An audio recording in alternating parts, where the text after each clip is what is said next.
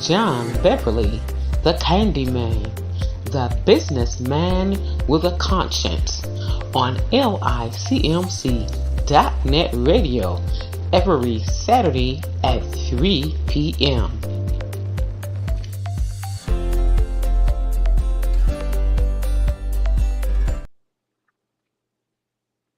Hello, everyone. This is John Beverly, the businessman with a conscience, over here at the Kumalan Village, where each one reach one, each one teach one brick, one building, one block at a time. And as we often say, people don't care how much you know until they know how much you care. And we show that we care about the things that we do. And as you often know, hopefully, whatever I say, it would help someone. And, this we've started our summer program for the kids as well as for the workers for the city. And unfortunately, it really brings out the meaning of each one reach one, each one teach one, because a lot of times it's hard to teach grown folks that seem to know everything. And unfortunately, our young adults seem to know everything. And I used to would tell them from time to time, since you know everything, what you need to do is try to do everything that you need to do right now. Because when you get about as old as I am, or you get 30, 40, 50 years old, you're not going to know anything. So do everything that you need to do. Spend your money, buy houses, cars, and travel and do everything you think you need to do right now because you know everything. But nevertheless, it's been a pleasure because it's we all don't have an opportunity to work with our children and see their needs and being able to help reach their needs and meet the needs of them. And I'm just glad I'm able to hopefully be somewhat of a figure that they can see and watch and mimic some kind of a way. Hopefully, it's something, not everything that I do. And I don't have a problem. You would hear people often say, don't do as I do, but do as I say. Do what I say, not what I do. But if you, I would like to say you can even do what I do because I take pride in the things that I do. And I often tell people uh, what I do, it's easy. People can say anything. And I was talking with Elder Hearns on yesterday, and he and I was talking, and we were just talking about how important it is to have one another. We you often hear me saying that we all need somebody, and we do. And there was a time when, at one time I thought I could do everything by myself, but I soon realized that I couldn't, that I needed some help from somebody. And there's nothing wrong with needing help, there's nothing wrong with getting help because unfortunately, like I say, like the youth today know everything, but we don't know everything. And I'm still learning. I've been blessed to be here for 71 years, and I'm still learning. A young lady showed me something as simple as opening up a plastic bag yesterday, that it was an easier way to do it. I was lick my fingers and try to open up the bag, and she showed me all you had to do is pull it like this here, and the little thing pops up, and you just peel it apart.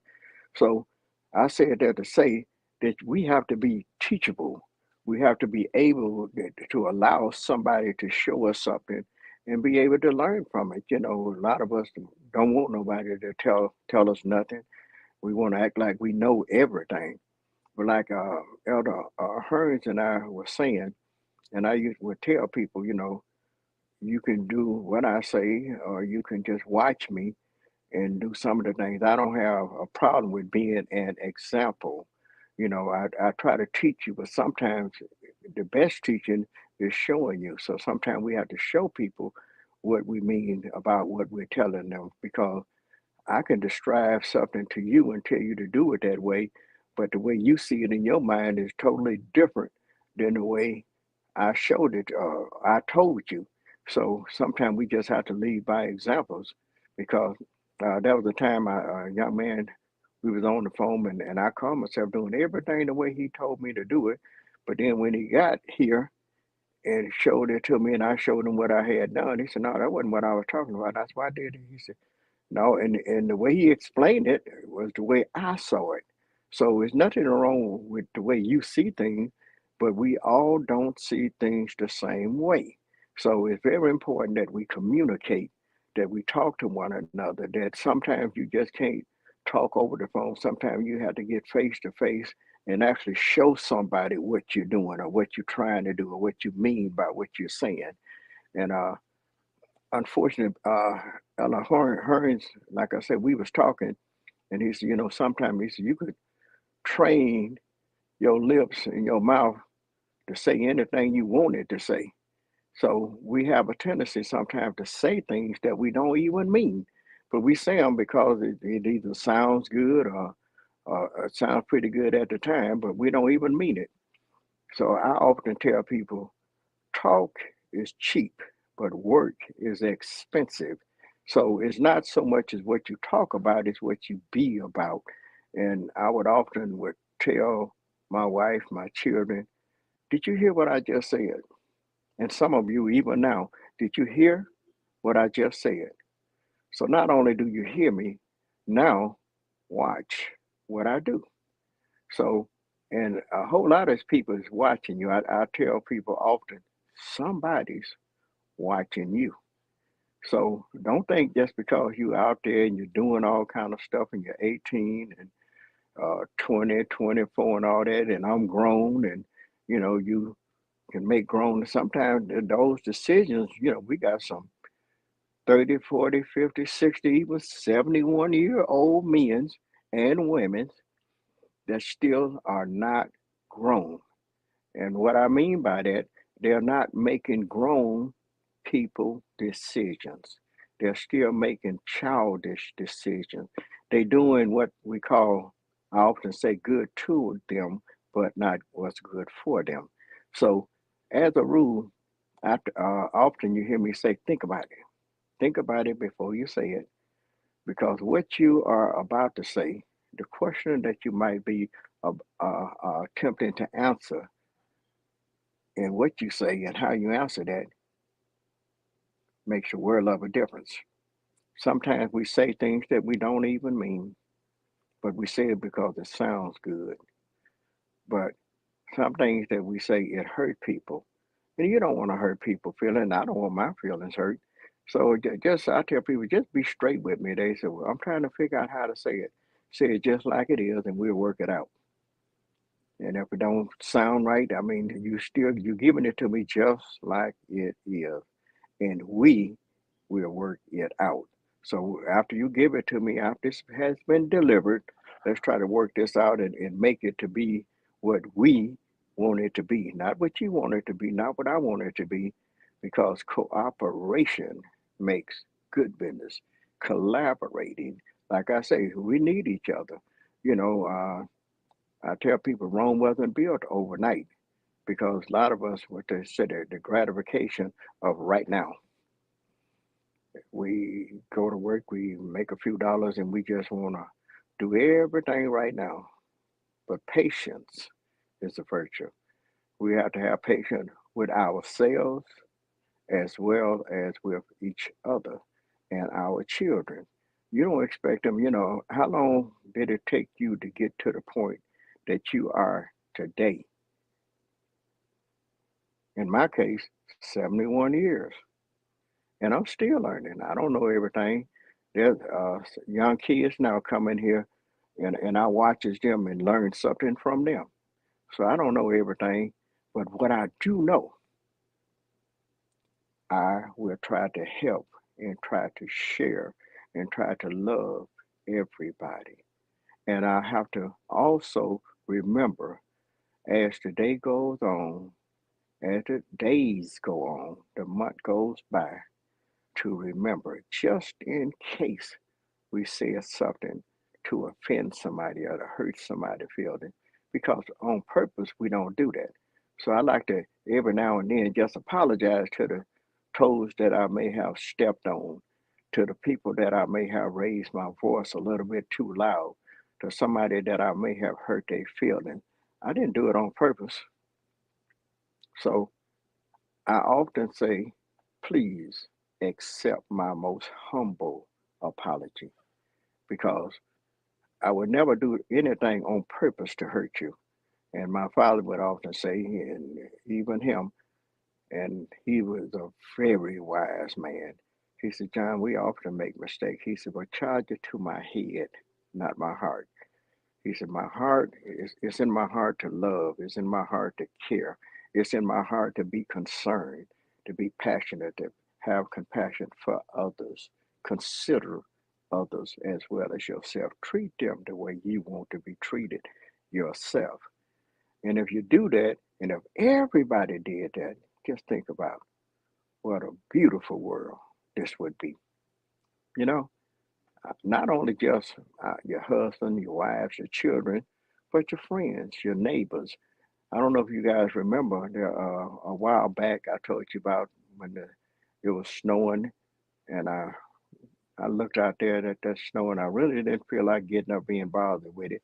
But by the time I got myself up and got ready to go out there to shovel it, I looked out there, and my neighbor next door had took the time out and took his snowblower and blowed my snow from one end to the other end up the driveway.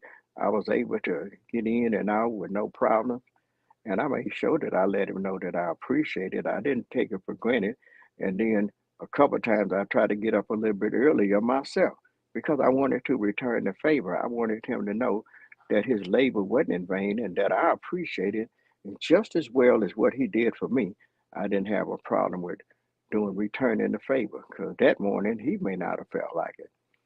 So I shoveled his snow actually a couple of times. Got me a snow blower later on, and every now and then when it's snowing, I go out there and blow mines and blow hills as well because I wanted him to know that I was concerned about him, just like he was concerned about me. It didn't mean that I couldn't do it. It didn't mean that he couldn't, but it just was showing that, we considered each other. And that might have been one of the mornings that we just didn't feel like it, or he just didn't feel like it. So every now and then we just have to take the time out and not feel like that you know everything, your children know everything, and just because you told them to do something and they go and do it, sometimes we also teachers here instructions. We have instructors and we advise, we supervise, and we also supervision. My partner and I often say you have to supervision sometimes. So you not only do you tell the children or someone what to do, sometimes you have to go behind them and make sure that they did it the way you wanted it done. Because in some cases, what you'll find out when you tell certain people to do something because you see it this way in your mind, they don't see it the same way. So they go back behind you and do call themselves doing what you told them to do. But in some cases, it won't be the same. So every now and then you have to kind of go back behind them and make sure, and after you see, you don't get mad and fuss at them because, but just remember they did what they thought that you wanted them to do. So now what you have to do is show them. So that's what we call supervision. So there's supervise, supervision, instructors to instruct things. So, but cooperation, collaborating, working with one another is what makes the difference. So, hopefully, today I'll say it's something that will help someone. This is John Beverly, the businessman with a conscience, over here at the Alcumalan Village, where each one reach one, each one teach one brick, one building, one block at a time. And as we often say, people don't care how much you know until they know how much you care. Have a great day, and thank you. John Beverly, the Candyman, the businessman with a conscience, on LICMC.net radio every Saturday at 3 p.m.